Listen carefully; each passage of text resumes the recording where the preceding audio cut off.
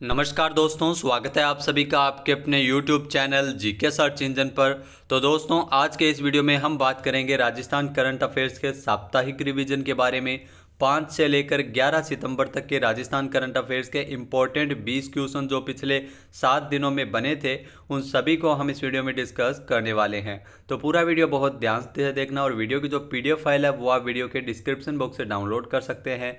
तो चलिए स्टार्ट करते हैं राजस्थान करंट अफेयर्स का वीकली रिवीजन।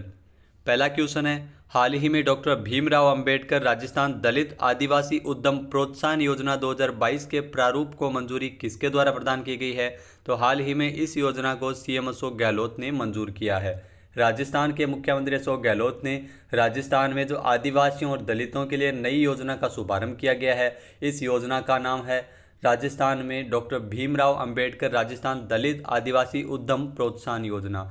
इसमें इंक्यूबेशन सेंटर में युवाओं को विशेषज्ञों का इसमें प्रोत्साहन दिया जाएगा। उद्यमियों को इसमें आवंटित होने वाले भूखंडों की सीमा 4000 वर्ग मीटर तक बढ़ेगी। तो CM अशोक गहलोत ने आदिवासियों और दलितों के लिए इस योजना को मंजूरी प्रदान की है। 7 साल के लिए 100% SGST पुनर्भरण रहेगा। भूमि आवंटन की जो देय राशि है वो किस्तों पर ब्याज में पूर्णतया इसमें छूट दी जाएगी। साथ ही साथ भूमि रूपांतरण शुल्क में भी 100% रियायत का प्रावधान किया गया है। तो उद्यमियों के लिए जो दलित और आदिवासी वर्ग से है, उनके लिए इस योजना की शुरुआत की गई है। नेक्स्ट है, हाल ही में राजस्थान सरकार ने इलेक्ट्रिक वाहन नीति के लिए कितने करोड़ रुपए की मंजूरी प्रदान की है? तो राजस्थान सरकार ने इलेक्ट्रिक व्हीकल नीति के लिए 40 करोड़ रुपए मंजूर किए हैं, यानी कि ए ऑप्शन इसका बिल्कुल सही है।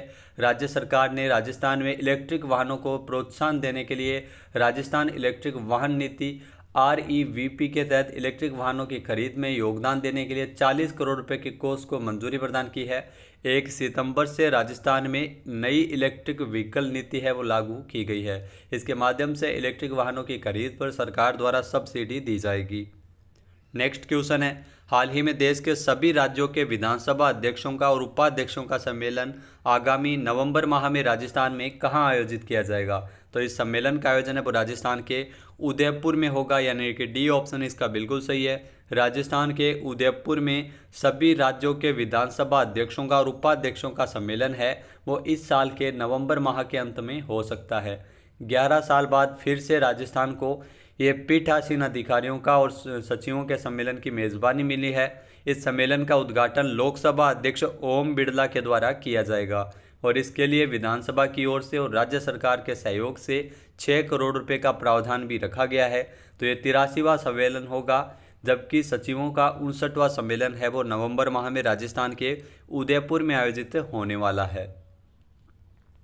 नेक्स्ट है, राजस्थान से किसे CBSE का सर्वोच्च शिक्षक अवार्ड मिलेगा? तो ये ध्यान रखना, राजस्थान से जो CBSE का सर्वोच्च शिक्षक अवार्ड डॉक्टर संध्या व्यास और हेमा जोशी को मिला है, यानी कि C ऑप्शन इसका बिल्कुल सही है। उपरोक्त दोनों राजस्थान के झुंझुनू जिले से है। दोनों शिक्षा नगरी झुंझुनू के नाम से प्रसिद्ध पिलानी कस्बे की 2 शिक्षिकाओं को यह पुरस्कार मिला है। इसके लिए पूरे देश से 19 शिक्षकों को चुना गया था, जिसमें अगर बात की जाए तो पिलानी के जो स्कूल है, जो बिड़ला बालिका विद्यापीठ की डॉक्टर संध्या व्यास और दूसरी बिड़ला शिशु विहार की हेमा जोशी है। इनको शिक्षण के क्षेत्र में उत्कृष्ट योगदान के लिए CBSE सम्मान के लिए चुना गया है।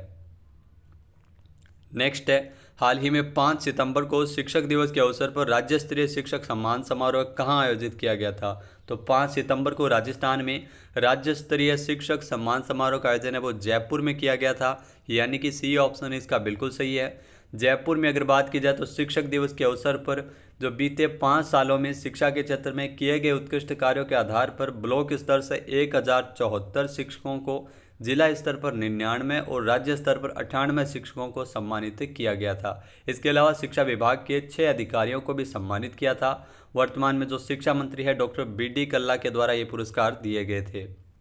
नेक्स्ट है, राजस्थान में मनरेगा योजना के तहत आवेदन करने वालों के लिए दैनिक मजदूरी बढ़ाकर कितने रुपए प्रतिदिन कर दी गई है? तो राजस्थान में जो मनरेगा के तहत आवेदन करने वालों के लिए जो दैनिक मजदूरी है वो 100 दिवस का रोजगार उपलब्ध करवाने वाली योजना जो ग्रामीण क्षेत्रों में चलाई जा रही है, मनरेगा योजना, इसमें दैनिक मजदूरी को बढ़ाकर 240 रुपये प्रतिदिन किया है, यानी कि A ऑप्शन इसका बिल्कुल सही है। पहले यह 235 रुपये प्रतिदिन है वो राज्य में रेगुलेटेड मेड्स को दिए जाते थे मनरेगा में, अब 240 रुपये प्रतिदिन इसको बढ़ाकर किया गया है। नेक्स्ट क्वेश्चन है, हाल ही में छात्राओं को डिजिटल शिक्षा के साथ स्कूलों से जोड़ने के लिए मिशन बुनियाद कार्यक्रम कितने जिलों में चलाया जाएगा? तो ध्यान रखना, मिशन बुनियाद जो कार्यक्रम है वो राजस्थान के सभी 33 जिलों में चलाया जाएगा, यानी कि बी ऑप्शन इसका बिल्कुल सही है। मिशन बुनियाद कार्यक्रम जो प्रदेश में जो सरकारी स्कूलों में पढ़ने वाली छात्राओं को डिजिटल शिक्षा के साथ स्कूलों से जोड़ने के लिए सरकार द्वारा इसमें टैबलेट्स वितरित किए जाएंगे ताकि ऑनलाइन पढ़ाई है वो की जा सके। तो ये 12वीं तक की स्टूडेंट्स के लिए, जो 8वीं से 12वीं तक की स्टूडेंट्स के लिए कार्यक्रम है मिशन बुनियाद कार्यक्रम, जो राजस्थान के सभी 33 जिलों में इसे लागू किया जाएगा। वर्तमान में अगर बात की जाए तो प्रदेश के 6 जिलों में, जिसमें भीलवाड़ा, धौलपुर, सीकर, करौली, सिरोही और उदयपुर में ही संचालित किया जा रहा है। नेक्स्ट है, हाल ही में राजस्थान में उत्तर पश्चिमी रेलवे जोन के कितने मंडल में गति शक्ति यूनिट का गठन किया गया है? तो उत्तर पश्चिमी रेलवे जोन के 4 मंडल में गति शक्ति यूनिट का गठन है वो किया गया है, यानी कि बी ऑप्शन इसका बिल्कुल सही है। चारों मंडल जिसमें जयपुर, जोधपुर, अजमेर और बीकानेर में गति शक्ति यूनिट बनाई है। भारतीय रेलवे द्वारा अपने खास प्रोजेक्ट्स को पूरा करने के लिए गति शक्ति यूनिट है वो बनाई गई है। आपको बता दें कि इसमें जो जयपुर दिल्ली रूट पर स्वीकृत स्पीड 110 किलोमीटर प्रति घंटे को बढ़ाया जाएगा। ट्रेनों की स्पीड 130 से फिर 160 किलोमीटर प्रति घंटे के हिसाब से बढ़ाई जाएगी। तो रेलवे प्रशासन की ओर से गांधीनगर जयपुर रेलवे स्टेशन को जो पुनर्विकास कार्यों के लिए लगभग 180 करोड़ रुपए का टेंडर भी जारी किया है।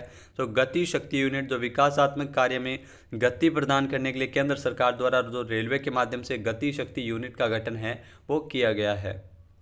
नेक्स्ट क्वेश्चन है, राजस्थान के जयपुर में मुख्यमंत्री शिक्षक एवं प्रहरी आवास योजना का लोकार्पण कौन करेंगे? तो आपको बता दें कि इस योजना का लोकार्पण किया है जो शांति धारीवाल के द्वारा, यानी कि ए ऑप्शन इसका बिल्कुल सही है। शांति धारीवाल ने जयपुर के प्रतापनगर में राजस्थान आवासन मंडल द्वारा विकसित मुख्यमंत्री शिक्षक प्रहरी आवासीय योजना का 8 सितंबर को इन्होंने लोकार्पण किया था।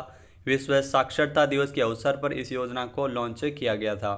20 दिसंबर 2019 को इस योजना की घोषणा सीएम अशोक गहलोत ने की थी। फिर अगर बात की जाए तो मुख्यमंत्री अशोक गहलोत ने 20 दिसंबर 2019 से इसकी घोषणा की थी, जबकि 27 मई 2020 को योजना का शिलान्यास शांति धारीवाल के द्वारा ही किया गया था। 2 बार कोरोना लॉकडाउन और उसके करीब 1 वर्ष बाद जो निर्माण कार्य है वो, जिसमें प्रतिकूल असर के बावजूद भी इसे पूरा किया गया है। इसमें 2 BHK के कुल 576 फ्लैट्स है वो निर्मित किए गए हैं। योजना में 13 मंजिला 6 टावर बनाए गए हैं और प्रत्येक टावर में 96 फ्लैट्स का निर्माण किया गया है। योजना की कुल लागत 98 करोड़ रुपए है। तो मुख्यमंत्री शिक्षक एवं प्रहरी आवासीय योजना जिसको राजस्थान में लॉन्च किया गया है।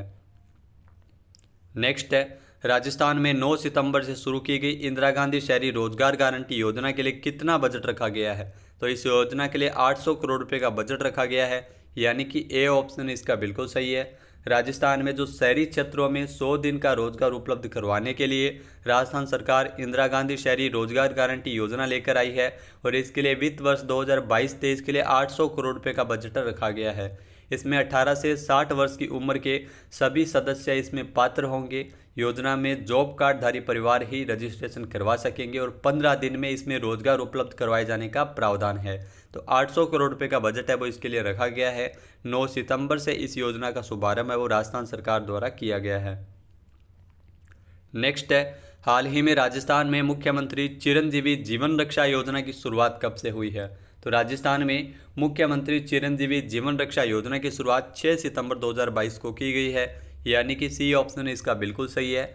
इस योजना का जो ट्रायल है वो इसी साल 22 जून से शुरू किया गया था, जिसके तहत अब तक 1.23 करोड़ उपचार से 700 मरीजों को इसमें लाभ दिया गया है। तो सीएम अशोक गहलोत ने जो दुर्घटना के लिए इस योजना की शुरुआत की है। योजना में सड़क दुर्घटना में देश के किसी भी राज्य का निवासी अगर घायल व्यक्ति बिना किसी FIR अथवा औपचारिकता के मुख्यमंत्री चिरंजीवी स्वास्थ्य बीमा योजना से संबंधित निजी और सरकारी अस्पतालों में 72 घंटे, जी हाँ 72 घंटे का निःशुल्क उपचार है वो ले सकेगा। उसके बाद उसे राजकीय अस्पताल में रेफर किया जाएगा और मरीज अपनी स्वेच्छा से निजी चिकित्सालय में अपने खर्च पर उपचार भी प्राप्त कर सकता है। तो 72 घंटे का इसमें है वो लाभ मिलेगा। साथ ही साथ इसमें चिरंजीवी योजना का पात्र होना भी आवश्यक नहीं है। नेक्स्ट है, हाल ही में 6 सितंबर 2022 को नई दिल्ली के जैसलमेर हाउस में नालसा के नागरिक सेवा केंद्र का उद्घाटन किसने किया था? तो नालसा के नागरिक सेवा केंद्र का उद्घाटन किया था जो न्यायमूर्ति उदय उमेश ललित, यानी कि ए ऑप्शन इसका बिल्कुल सही है। सुप्रीम कोर्ट के मुख्य न्यायाधीश उदय उमेश ललित ने 6 सितंबर को नई दिल्ली के जैसलमेर हाउस में नालसा के नागरिक सेवा केंद्र का उद्घाटन किया। नालसा यानी नेशनल लीगल सर्विस अथॉरिटी जो सेवा केंद्र है, नागरिक सेवा केंद्र, जो समाज के कमज़ोर वर्ग के लोगों को मुफ्त कानूनी सेवाएं प्रदान करेगा। नालसा की अगर बात की जाए तो इसका जो भारतीय राष्ट्रीय कानूनी सेवा प्राधिकरण, जिसका गठन 9 नवंबर 1995 को किया गया था, जो कानूनी सेवा प्राधिकरण अधिनियम 1987 के अंतर्गत। नेक्स्ट है, राजस्थान में जल्दा माइनर लिफ्ट योजना हेतु कितने करोड़ रुपए की वित्तीय स्वीकृति प्रदान की गई है? तो राजस्थान में जल्दा माइनर लिफ्ट योजना के लिए 52.30 करोड़ रुपए मंजूर हुए हैं, यानी कि ए ऑप्शन इसका बिल्कुल सही है। सीएम अशोक गहलोत ने स्वीकृति प्रदान की है। बांसवाड़ा के बागीदोरा विधानसभा क्षेत्र में जनजातीय क्षेत्र के पहाड़ी क्षेत्रों में रहने वाले 7,000 से अधिक निवासियों को इसमें आसानी से पेयजल उपलब्ध हो सकेगा। इस स्वीकृति से बांसवाड़ा में जो बोडीगामा, पाटन, जल्दा, पटेलिया और हमीरपुरा के गांव के निवासी है वो लाभान्वित होंगे। नेक्स्ट क्वेश्चन है, हाल ही में राजस्थान में नशा मुक्त राजस्थान निदेशालय एवं आयुक्तालय के गठन के प्रस्ताव को मंजूरी किसके द्वारा प्रदान की गई है? तो सीएम अशोक गहलोत ने इसकी मंजूरी प्रदान की है, यानी कि ए ऑप्शन इसका बिल्कुल सही है। मुख्यमंत्री अशोक गहलोत ने राजस्थान को नशा मुक्त बनाने के लिए कई महत्वपूर्ण निर्णय लिए हैं, जिसमें प्रदेश में नशीली दवाओं के दुरुपयोग को रोकने, नशा पीड़ितों को पुनर्वास और जन जागरूकता फैलाने सहित विभिन्न कार्यों के लिए नशा मुक्त राजस्थान निदेशालय एवं आयुक्तालय का गठन किया जाएगा। साथ ही साथ एंटी नारकोटिक्स टास्क फोर्स भी गठित की गई है और एंटी नारकोटिक्स यूनिट यानी एएनयू का भी गठन किया गया। तो ये नशा को रोकने के लिए सरकार द्वारा कई महत्वपूर्ण कदम उठाए गए हैं। एंटी नारकोटिक्स टास्क फोर्स में 10 सदस्य शामिल होंगे। नेक्स्ट क्वेश्चन है, हाल ही में किसकी अध्यक्षता में राजस्थान एक्सपोर्ट प्रमोशन काउंसिल का गठन किया गया है? तो राजीव अरोड़ा की अध्यक्षता में इस काउंसिल का गठन किया गया है, यानी कि बी ऑप्शन इसका बिल्कुल सही है। राजस्थान में उद्योगों के जो निर्यातों को बढ़ावा देने के लिए और निर्यात संबंधी विषयों की मॉनिटरिंग करने के लिए, परेशानियों को, समस्याओं को दूर करने के लिए राजस्थान एक्सपोर्ट प्रमोशन काउंसिल का गठन किया गया है, जिसमें राजीव अरोड़ा को काउंसिल का पहला निर्विरोध अध्यक्ष चुना गया है। और इस काउंसिल की जो बैठक है वो पहली बैठक 3 सितंबर को आयोजित की गई थी। इस काउंसिल का मुख्य उद्देश्य निर्यातकों की सभी परेशानी को दूर करना है और उचित मॉनिटरिंग करना है। नेक्स्ट है, हाल ही में national highway for electrical vehicle कब से दिल्ली जयपुर हाईवे के लिए दूसरे और अंतिम चरण के ट्रायल रन की शुरुआत की गई है? तो इसकी शुरुआत है वो 9 सितंबर से की गई है, यानी कि बी ऑप्शन इसका बिल्कुल सही है। 9 सितंबर से इस ट्रायल रन की शुरुआत की है, जिसमें 278 किलोमीटर हाईवे पर जो इलेक्ट्रिक व्हीकल और कार को 1 महीने के लिए वहां लगे चार्जर और तकनीक के साथ ट्रायल किया जाएगा। इस ट्रायल रन का जो मुख्य उद्देश्य दिल्ली जयपुर हाईवे के साथ इलेक्ट्रिक व्हीकल के बुनियादी ढांचे की आर्थिक व्यवहार्यता को समझना है। तो इस प्रोजेक्ट के लिए आपको बता दें कि 20 चार्जिंग स्टेशन और 10 इंफ्रा डिपो भी बनाए जाने की तैयारी है। नेक्स्ट है, हाल ही में राजस्थान के किस जिले में 4 दिवसीय वैश्विक शिखर सम्मेलन विश्व शांति का अग्रदूत भारत विषय पर आयोजित किया जाएगा? तो ब्रह्म कुमारी जो सिरोही में इसका आयोजन किया जाएगा, यानी कि बी ऑप्शन इसका बिल्कुल सही है। सिरोही के माउंट आबू में ये 4 दिवसीय वैश्विक सम्मेलन है। विश्व शांति का अग्रदूत भारत विषय पर इस सम्मेलन का आयोजन होगा। 10 सितंबर को अगर बात की जाए तो इस सम्मेलन का स्वागत सत्र किया गया है और 11 सितंबर को इस सम्मेलन का विधिवत उद्घाटन ब्रह्म कुमारी ईश्वरीय संस्थान विश्वविद्यालय के जो अंतर्राष्ट्रीय मुख्य शांति वन में इसका आयोजन किया जाएगा, जिसमें सुप्रीम कोर्ट के पूर्व मुख्य न्यायाधीश रंजन गोगोई समेत जो वर्तमान में राजस्थान हाईकोर्ट के मुख्य न्यायाधीश है MM श्रीवास्तव समेत कई महत्वपूर्ण नेता और मंत्री इसमें शामिल होंगे। नेक्स्ट क्वेश्चन है, केंद्रीय गृह मंत्री अमित शाह ने जैसलमेर में सीमा पर्यटन विकास कार्यक्रम के अंतर्गत कितने करोड़ रुपए की श्री तनोट मंदिर कॉम्प्लेक्स परियोजना का शिलान्यास किया है? तो इस परियोजना के लिए 17.67 करोड़ रुपए का बजट रखा गया था, यानी कि बी ऑप्शन इसका बिल्कुल सही है।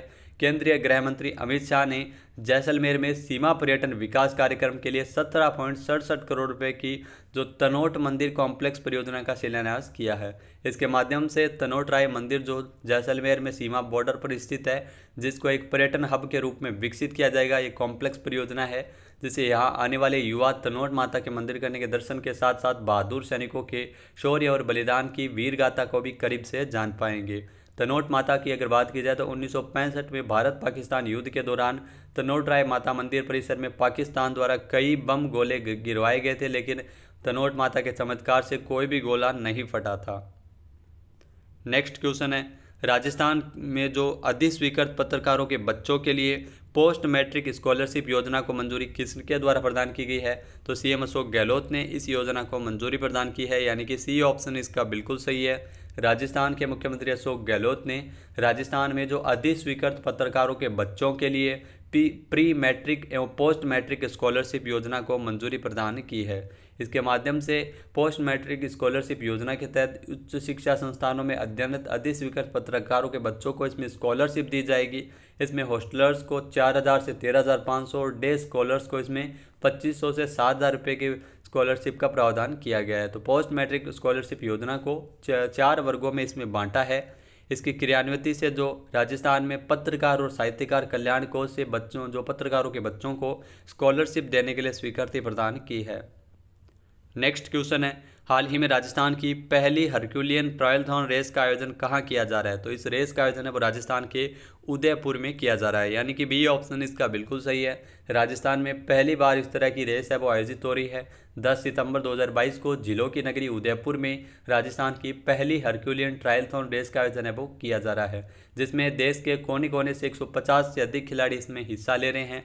इसमें अलग अलग प्रतियोगिताएं होंगी, जो साइकिलिंग रेस, उसके बाद तैराकी, कई प्रतियोगिताएं आयोजित की जाएगी। तो राजस्थान के उदयपुर में इस प्रतियोगिता का आयोजन किया जा रहा है। तो दोस्तों ये थे राजस्थान करंट अफेयर्स के इंपॉर्टेंट 20 क्वेश्चन जो पिछले 7 दिनों में बने थे।